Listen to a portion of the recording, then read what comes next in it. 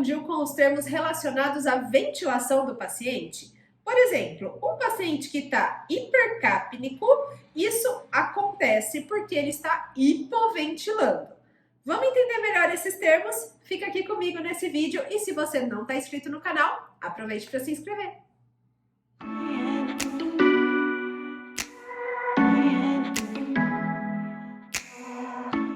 Eu sou Letícia Campos, sou fisioterapeuta e nesse vídeo eu quero te explicar alguns termos que são bastante simples, mas que muitas vezes geram dúvidas, geram complicações, tá bom? Vamos lá! As alterações da ventilação podem acontecer sempre que o paciente estiver hiperventilando ou hipoventilando. Quando a gente pensa em ventilação, a gente está falando de ventilação alveolar. E isso significa, então, que eu estou alterando volume minuto, que vai depender tanto do volume corrente como da frequência respiratória.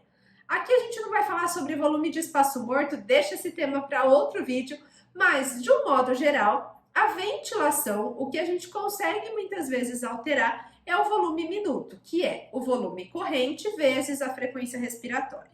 Então, sempre que o paciente tiver uma alteração dessa ventilação, ou ele vai estar aumentando seu volume minuto, ou seja, ele vai estar hiperventilando, ou ele vai estar diminuindo esse volume minuto, esse paciente vai estar hipoventilando. Mas e aí, quais são as consequências dessa hiper ou hipoventilação? Quando o paciente está hiperventilando, ou seja, ele está aumentando o volume corrente ou ele está aumentando a frequência respiratória, vamos imaginar um paciente que está muito ansioso, que está com dor, isso vai fazer ele aumentar a frequência, por exemplo, né? Ele está numa taquipneia, por exemplo. O que isso vai fazer? Lavar mais CO2, entre aspas, né? Esse termo lavar não é muito adequado, mas vai fazer ele eliminar mais CO2 porque ele está aumentando o volume minuto dele. Se ele está eliminando mais CO2, isso significa que o CO2 lá no sangue arterial, a PaCO2 vai estar reduzida. Então, essa hiperventilação vai gerar uma hipocapnia, porque o CO2 vai estar reduzido, ele está eliminando demais quando faz a dosagem lá no sangue, esse CO2 vai estar reduzido.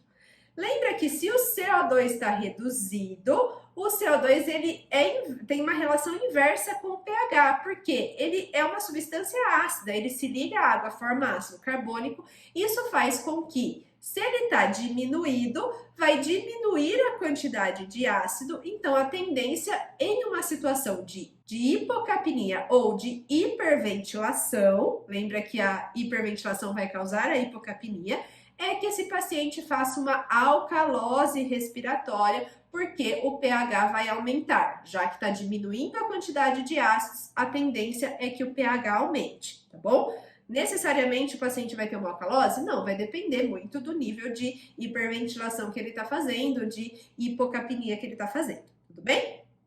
Pode acontecer o contrário? Com certeza, né? Que na verdade é o mais comum da gente ver nas doenças respiratórias ou mesmo em outras doenças que, por exemplo, rebaixam o nível de consciência do paciente. Vamos pensar num paciente que tem um rebaixamento do nível de consciência. Ele sofreu um trauma, chegou lá na emergência com rebaixamento do nível de consciência.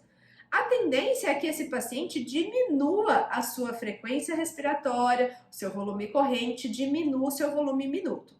Lembra que se ele está diminuindo o volume minuto, ele está hipoventilando. E se ele não está ventilando muito, isso significa que começa a acumular CO2 e isso vai levar então a uma hipercapnia. Então, uma hipoventilação, seja por diminuição do volume minuto, seja por uma diminuição do volume corrente ou da frequência respiratória, de um modo geral, vai diminuir volume minuto, isso vai determinar uma hipercapnia. O CO2 vai estar aumentado, porque ele não está sendo eliminado para o meio ambiente. Se ele está aumentando, e lembra que ele se liga à água e forma ácido carbônico, isso significa que a quantidade de ácido está aumentando. Então, a tendência no paciente que está hipercapnico ou que está hipoventilando é que ele tenha uma acidose respiratória, o pH vai se tornar mais ácido, tudo bem? Então, lembre-se sempre, hiperventilação gera uma hipocapnia e uma hipoventilação gera uma hipercapnia, um aumento do CO2. Tudo bem? Espero que você tenha entendido, então, as diferenças entre esses termos. Se você gostou desse vídeo, deixa aqui o seu like, assim você ajuda o nosso canal a crescer e eu te vejo na próxima. Até mais!